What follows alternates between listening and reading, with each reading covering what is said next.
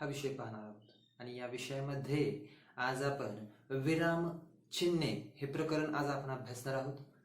मग विराम चिन्हे म्हणजे काय असते नेमकं, त्याचा उपयोग हा कसा करायचा असतो, हे सर्व काही आज आपण या प्रकरणामध्ये पाहणार आहोत. आणि हे तुमच्यासाठी नवीन आहे. विरामचिन्ह म्हणजे काय, बरोबर की नाही? विरामचिन्ह ते कसे असतात, दिसायला कसे असतात, त्यांचा उपयोग कसा करायचा, आम्ही ओळखायचं कसं, हे सर्व काही आज आपण त्याच्यामध्ये पाहणार आहोत. तर अगोदर आपण त्यासाठी पाहूया की विरामचिन्ह म्हणजे काय. आधी हे जाणून घेणं आपल्यासाठी अत्यंत महत्वपूर्ण आहे. तर आता आपण पाहूया अगोदर विरामचिन्ह म्हणजे काय. ठीक आहे. तर पहा की वाक्य वाचताना कोठे संपते, प्रश्न कोठे तयार होतो, वाक्य वाचताना कोठे थांबावे हे समजण्यासाठी वाक्यात जी चिन्हे वापरतात त्यांना विरामचिन्हे म्हणतात. पहा, विरामचिन्हाची व्याख्या आहे. मग याच्यामध्ये तुम्हाला काय समजलं तर पहा, विरामचिन्ह म्हणजे काय. ज्यावेळेस तुम्ही वाक्य वाचता त्यावेळेस वाक्य वाचताना तुम्ही सलग वाक्य कधी वाचत नाही, थोडंसं थांबता मध्ये, बरोबर की नाही? मग ते कोठे थांबायचं, बरोबर, ते आपल्याला सांगितलं जातं. त्यानंतर वाक्य वाचताना पहा, वाक्य वाचताना कोठे संपतं, मग वाक्य कुठे संपलं त्यानंतर एक टिंब असतो पहा, एक छोटासा, त्याला म्हणतात विरामचिन्ह. म्हणजे वाक्य वाचताना ते कोठे संपतं हे सुद्धा आपल्याला कळतं त्या चिन्हावरून, बरोबर की नाही? त्यानंतर वाक्य वाचल्यानंतर प्रश्न कोठे तयार होतो. समजा शिक्षकांना परीक्षेमध्ये प्रश्न दिला जातो तुम्हाला, बरोबर नाही, आणि त्याच्यानंतर एक असं प्रश्नचिन्ह असतं, असं आकड्यासारखं पहा, हे की नाही? मग त्यामध्ये एक चिन्ह दिलं जातं, त्याला म्हणतात प्रश्नचिन्ह. म्हणजेच काय तर ते काय आहे, विरामचिन्ह आहे, प्रश्नचिन्ह आहे. ते विरामचिन्हामधलं प्रश्नचिन्ह म्हणतात. म्हणजे अशी जी वाक्य संपल्यानंतर चिन्ह येतात किंवा वाक्यामध्ये चिन्ह येतात त्याला विरामचिन्हे असे म्हणतात. म्हणजेच वाक्य वाचताना तुम्हाला कुठे थांबायचं आहे, तुम्हाला प्रश्न विचारलाय की नक्की नाही विचारला, बरोबर की नाही? वाक्य वाचता वाचता तुम्ही मध्ये दम लागतो तुम्हाला, म्हणून थांबण्यासाठी एक जागा दिली जाते वाक्य वाचताना. म्हणजेच स्वल्पविराम वगैरे वगैरे जे असतात ते तुम्हाला दिलं जातं. मग ह्यांना काय म्हणायचं तर ह्यांना म्हणतात विरामचिन्हे. समजलं विरामचिन्हे म्हणजे काय? पुढे पहा, त्या विरामचिन्हांचे प्रकार आहेत. मग त्या चिन्हांचे सुद्धा काही प्रकार आहेत. मग त्या चिन्हांचे प्रकार कोणकोणते आहेत ते प्रकार आता आपण एक एक करून त्यांचे प्रकार काय आहेत ते पाहूयात. ओके, पहा, मग पहिला प्रकार आहे विरामचिन्हातला पूर्ण विराम. पहिला प्रकार कोणता आहे, तो आहे पूर्ण विराम. हा प्रकार आहे पहिला. मग पूर्ण विराम म्हणजे काय तर वाक्य पूर्ण झाले हे सांगण्यासाठी, वाक्य पूर्ण झाले हे सांगण्यासाठी वाक्याच्या शेवटी असा टिंब पहा, हा टिंब दिलेला आहे कंसामध्ये, हा असा एक टिंब देतात त्याला पूर्णविराम म्हणतात. पहा, पूर्णविराम कशाला म्हणतात तर वाक्य पूर्ण झाले हे सांगण्यासाठी किंवा दाखविण्यासाठी किंवा दर्शविण्यासाठी, वाक्य पूर्ण झाले हे सांगण्यासाठी, दर्शविण्यासाठी किंवा दाखविण्यासाठी शेवटी असा टिंब देतात. जाड टिंब असतो असा टिंब देतात.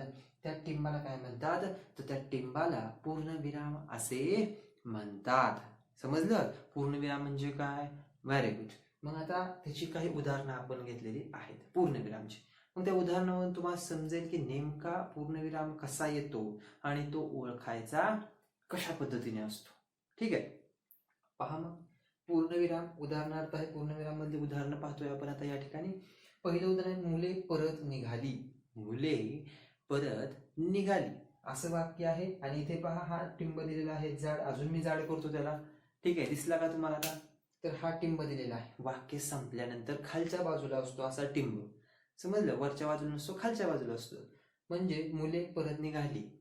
ओके, मग हे वाक्य या ठिकाणी काय झालेलं आहे, संपलेलं आहे. आणि वाक्य संपल्यानंतर त्यांनी या ठिकाणी तो टिंब दिलेला आहे. मग तो टिंब आपल्याला काय सांगतो तर हे वाक्य आता पूर्ण झालेलं आहे असं तो टिंब आपल्याला सांगतो. म्हणजेच त्या टिंबाला काय म्हणतात, पूर्णविराम असं म्हणतात.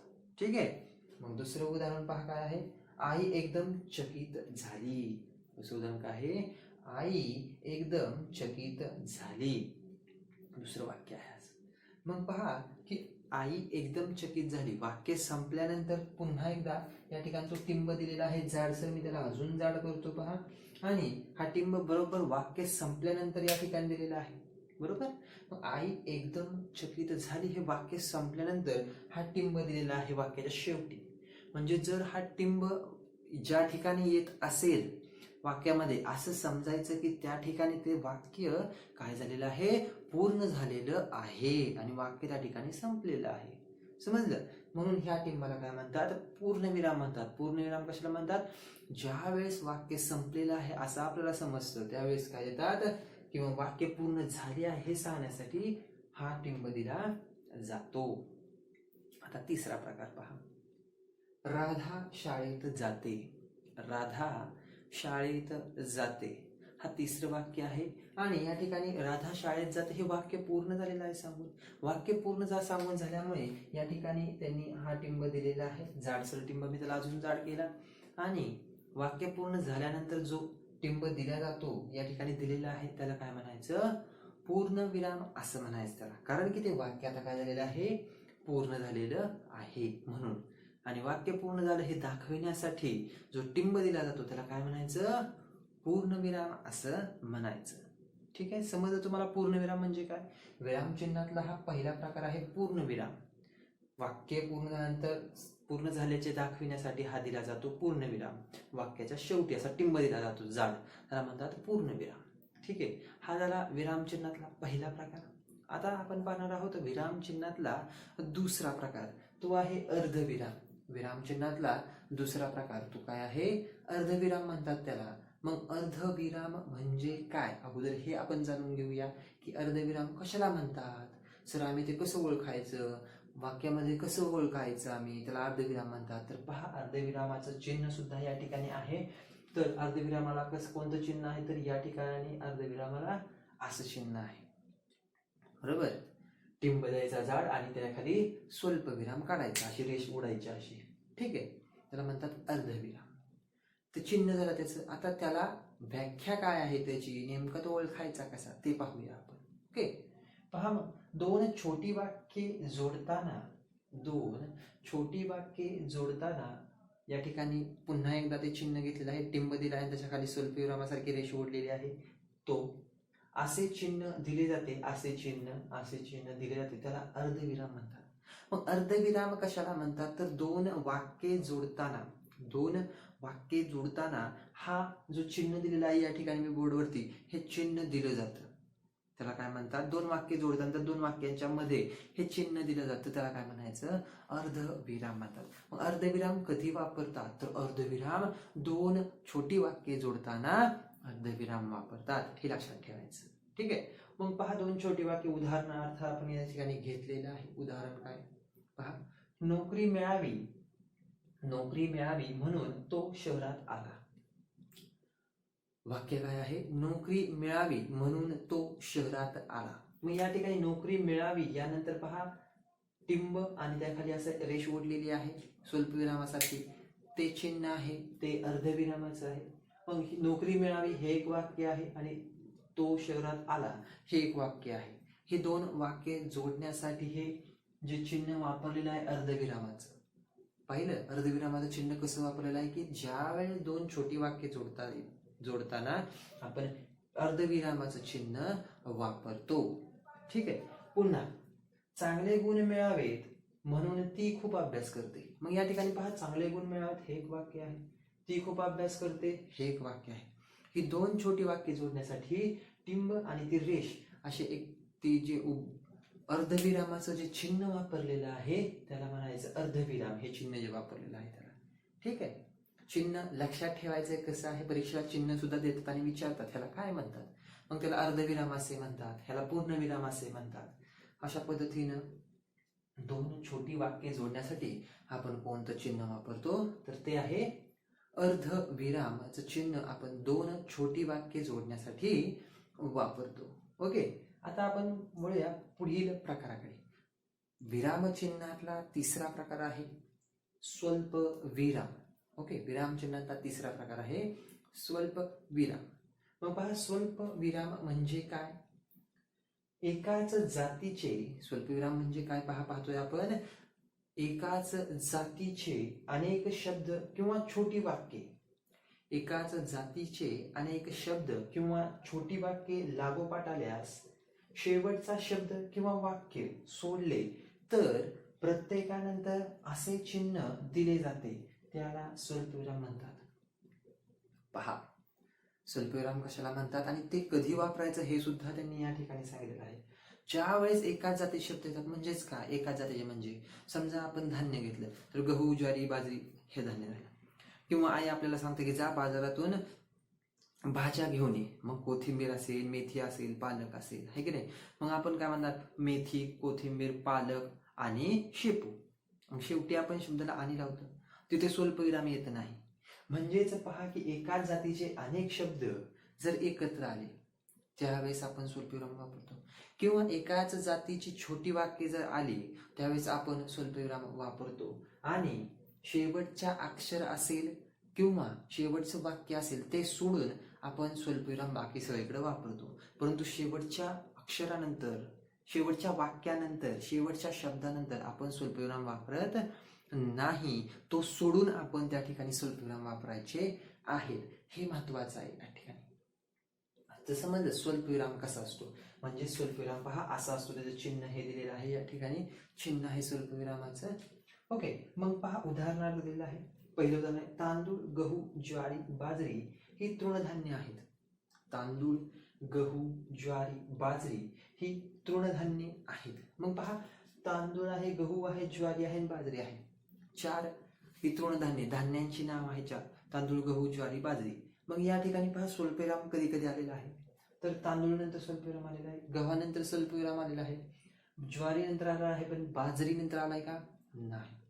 म्हणजेच पहा शेवटच्या शब्दाखेरीज, म्हणजे शेवटचा शब्द सोडला तर त्याच्या नंतर स्वल्पविराम वापरायचा नाही. शेवटच्या शब्दानंतर म्हणजे अगोदरच्या शब्दानंतर स्वल्पविराम वापरायचा, परंतु शेवटच्या शब्दाला वापरायचा नाही. समजलं. या ठिकाणी स्वल्पविराम अशा पद्धतीने वापरला जातो. ठीक आहे. दुसरं उदाहरण पहा. दुसरं उदाहरण वाक्याचं आहे, हे शब्दाचं पाहिलं, आणि एक शब्द. आता आपण काय पाहतो, छोटी वाक्ये. ठीक आहे, मग वाक्य पाहू आपण आता. शिकारी पुन्हा गेला, जाळे पसरले आणि बाजूला जाऊन बसला. 3 वाक्य आहेत. कोणकोणती वाक्य आहेत पहा. शिकारी पुन्हा गेला, जाळे पसरले, बाजूला जाऊन बसला, अशी 3 वाक्य दिलेली आहेत. मग या वाक्यांमध्ये पहा की शिकारी पुन्हा गेला हे एक वाक्य संपलं, त्यानंतर स्वल्पविराम दिला. जाळे पसरले आणि बाजूला जाऊन बसला. मग पहा शेवटचं वाक्य कोणतं आहे, तर बाजूला जाऊन बसला. ह्याच्या अगोदर त्यांनी स्वल्पविराम दिलाय का, नाही दिला. म्हणून या ठिकाणी काय दिलेलं आहे, आणि दिलेलं आहे. मग आणलेलं आहे म्हणून या ठिकाणी 2 छोटी वाक्य जोडण्यासाठी पहा काय दिलेलं आहे, स्वल्पविराम दिलेला आहे. अशा रीतीने आपण स्वल्पविराम सुद्धा या ठिकाणी पाहिलेला आहे. मग आता आपण विरामचिन्हातले 3 प्रकार या ठिकाणी पाहिले, पूर्णविराम, अर्धविराम आणि स्वल्पविराम. आता आपण याची काही वाक्ये जी आहेत की वाक्यांमध्ये हे कशा रीतीने विचारलं जातं, ती काही 2-4 वाक्य आपण उदाहरणार्थ म्हणून या ठिकाणी आपण काय करणार आहोत, पाहणार आहोत. आता आपण काही प्रश्न घेतलेले आहेत, ते प्रश्न आता आपल्याला सोडवायचे आहेत. या ठिकाणी पहा काही प्रश्न आहेत आणि त्या प्रश्नांमध्ये आपल्याला काय करायचं आहे, तर कोणता विरामचिन्ह या ठिकाणी वापरलेलं आहे ते ओळखायचं आहे. या प्रश्नांमध्ये कोणतं विरामचिन्ह वापरलेलं आहे ते आपल्याला या ठिकाणी ओळखायचं आहे. मग पहिलं वाक्य पहा काय आहे, तर राम आंबा खातो, हे पहिलं वाक्य आहे. यामध्ये कोणतं विरामचिन्ह वापरलेलं आहे हे आपल्याला ओळखायचं आहे. मग या ठिकाणी पहा शेवटीच एकच विरामचिन्ह वापरलेलं आहे या वाक्यामध्ये, शेवटी दिसतंय तो टिंब दिला आहे. म्हणजे वाक्य संपल्यानंतर जे चिन्ह वापरलं जातं, टिंब दिला जातो, त्या टिंबाला काय म्हणायचं, पूर्णविराम असं म्हणायचं. म्हणून ह्या चिन्हाला काय म्हणतात, तर पूर्णविराम. काय म्हणतात, ह्या चिन्हाला पूर्णविराम असं म्हणतात. चिन्हाला काय म्हणतात, पूर्णविराम. वाक्य संपल्यानंतर शेवटी टिंब दिला जातो, त्याला पूर्णविराम असे म्हणतात. दुसरं पहा, सीता शाळेत जाते. या ठिकाणी सुद्धा या वाक्यामध्ये अजून एकही विरामचिन्ह दिसत नाही, परंतु वाक्य पूर्ण झाल्यानंतर शेवटी हा टिंब दिसतो. ह्याला काय म्हणायचं, तर पूर्ण विराम असे म्हणतात. म्हणून ह्याचं उत्तर काय येणार आहे? या वाक्यामध्ये एकच विरामचिन्ह आहे, ते म्हणजे कोणतं? पूर्ण विराम. ठीक आहे. मग इथे एकच विरामचिन्ह आहे, इथे सुद्धा एकच विरामचिन्ह आहे. तिसरं वाक्य आहे पहा, मला पेरू, चिकू, आंबा आवडतो. तिसरं वाक्य काय आहे? मला पेरू, चिकू, आंबा आवडतो. मग याच्यामध्ये पहा कोणकोणती विरामचिन्ह आलेली आहेत. तर इथे एक विरामचिन्ह आहे, इथे एक आहे आणि इथे एक आहे. इथे स्वल्पविराम आहे, इथेही स्वल्पविराम आहे, म्हणजे स्वल्पविराम एकच आहे. नंतर वाक्य संपल्यानंतर पूर्णविराम एक आलेला आहे, म्हणजेच यामध्ये दोन विरामचिन्ह आलेले आहेत, स्वल्पविराम आणि दुसरं आहे पूर्णविराम. ही दोन विरामचिन्हे या वाक्यांमध्ये आलेली आहेत. म्हणून ह्या वाक्यांमध्ये किती विरामचिन्हे आलेली आहेत? तर दोन विरामचिन्हे या वाक्यांमध्ये आलेली आहेत. अशा रीतीने आज आपण विरामचिन्हे म्हणजे काय, त्यातले प्रकार पाहिले आणि त्याच्यामध्ये कसे प्रश्न विचारले जाऊ शकतात. म्हणजे विरामचिन्ह कोणतं आहे, त्याचं नाव सांगा, किती आलेले आहेत, एक, एक आणि दोन आलेले आहेत, ह्यामध्ये असे किती आलेले आहेत हे सुद्धा विचारलं जातं. म्हणजेच आज आपण काय पाहिलं? तर विरामचिन्हे हे प्रकरण पाहिलं.